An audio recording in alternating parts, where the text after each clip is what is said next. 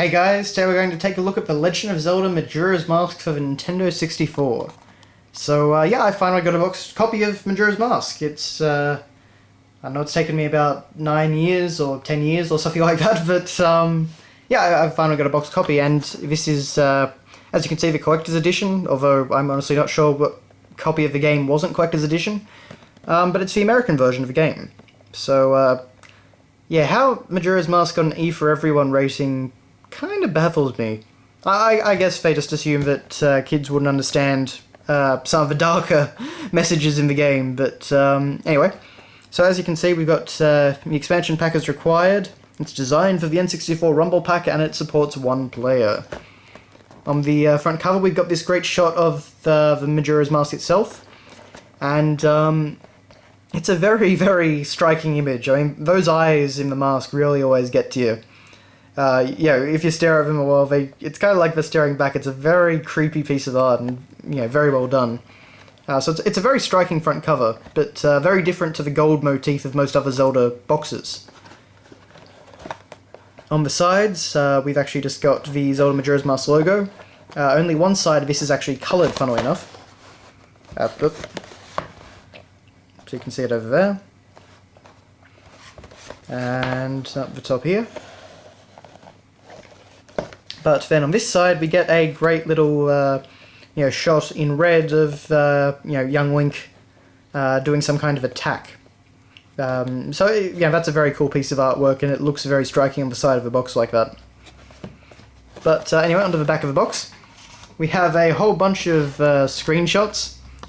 I mean, yeah, this. I mean, it's a very, very, very good looking N64 game. I think it may actually be the best looking N64 game that was ever released. But this shot right here, this scared the hell out of me as a kid. That's actually Link turning into a Zora. All the transformation sequences when you actually put on a mask, they always look really creepy, and Link starts screaming. It was really freaky as a kid, but yeah, it was very cool. But for this game pack to operate, you must have an N64 expansion pack installed in your N64. But aside from that, we just get our normal description. Link's all-new epic adventure lands him in the mystical world of Termina, where ever-present clocks count down to the hours until a menacing moon falls from the sky above. So, yeah. Over 20 magical masks, race against time, panoramic environments.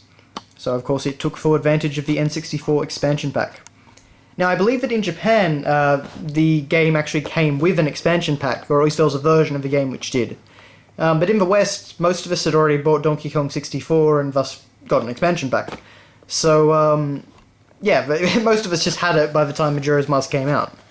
So I never actually needed to buy an expansion pack separately. But taking all the bits and pieces out.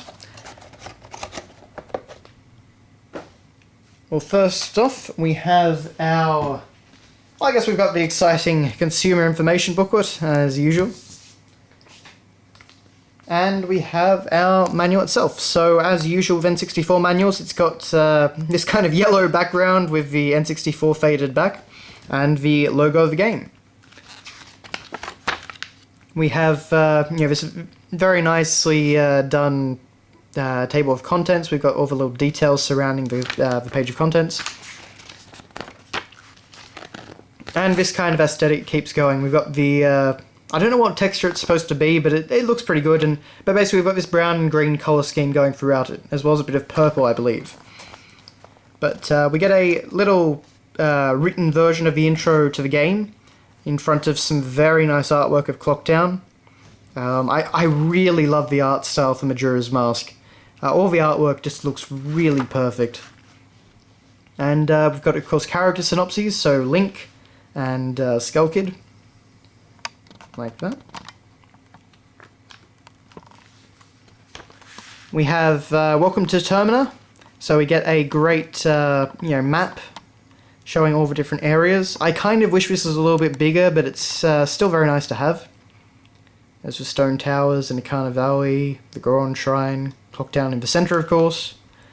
All that different good stuff. We've got Epona, or Link riding a very young Epona. And we've got Tassel. Interestingly enough, actually, the description for Epona says, this faithful young horse has journeyed with Link throughout his adventures. Is taken from him by the Skull Kid. Will Link and Epona ever meet again? The thing that I never really got about that, though, is that Link and Epona had only really barely met in the child timeline. He only actually rode Epona in the adult timeline, but, it made sense enough. It's just something I've always found a bit weird. Then we go for all different tribes. So we've got the Deku tribe, we've got the Goron tribe, and of course we've got the Zora tribe. Right there we're being shown the band, the Indigogos. So lots and lots of artwork in this manual. And actually also up there, you can see a really kind of dark red sky over these black outlines of trees and different structures. It's very menacing, assuming the camera doesn't mess it up. But anyway, so aside from that, we basically just go through the game, and this is a really detailed manual. We've got some nice artwork of Anju there, but we go through all the different things about the passage of time, saving in the game. You can see a little diagram about things there. And Majora's Mask is a complicated game. A very complicated game. That's why a lot of people had a lot of trouble with it back when it first came out, and they still do. Now, this manual can definitely help you out, I think. And I do remember using the manual of the copy that I was hiring at the time quite often. But, more great artwork of Link. I think the thing I really love about the artwork of Link in Majora's Mask is that they really get across the sort of thing that he's an adult in a child's body. So, he's seen a lot of battles and he's been through a lot of stuff. But he's a child, but there's kind of that darker edge to him. So they really capture that well, in my opinion. I would personally love to see this art style come back and be fully realised on the Wii U or any system after it. But I don't know if we're going to go that way or not. Personally, this is kind of what I like for my darker Zelda style. It's still very much stylized and not exactly realistic, but it uses the shadow really well and stuff like that. So, but anyway, artwork of there with of Link with the gilded sword, I believe it was called. And just a fun little fact there. That shield is called the Hero's Shield, and you can notice that unlike the Hylian shield, which has the bird spreading its wings, this one has the bird protecting the Triforce. It's actually got its wings around it. So, obviously that's supposed to be about how Link is the hero who protected the Triforce. Just a very nice little detail in the artwork there. Of course, this game was the introduction of Tingle. Yay. But, it's just a really great manual. There's lots of artwork, lots of detail. It goes through everything you could really want it to. It goes through all the different transformations, except for the Fierce Deity, of course. The Ocarina of Time, the Passage of Time, playing the Ocarina. It even tells you how to manipulate all the different things to just play fun songs. It's just a really great manual, and honestly I think it's much better than Ocarina of Time's manual. We get a full list of a lot of the items, and we actually get to see their CGI renders up close, which are of course used in the menu of the game. You get bottles, the pictograph box. So yeah, it's a great manual and well worth checking out. Even though it doesn't actually have a lot of lore or anything like that, like some of the earlier Zelda manuals, it's got enough to it that it's still a fun to flick through. And it even actually has hints to get you started.